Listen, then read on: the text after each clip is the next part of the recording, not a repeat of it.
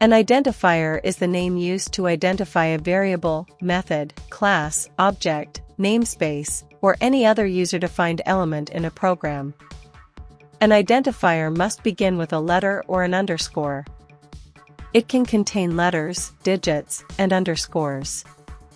It cannot be a C# keyword such as class, int, or if, unless it is prefixed with @. Identifiers are case-sensitive and are considered different.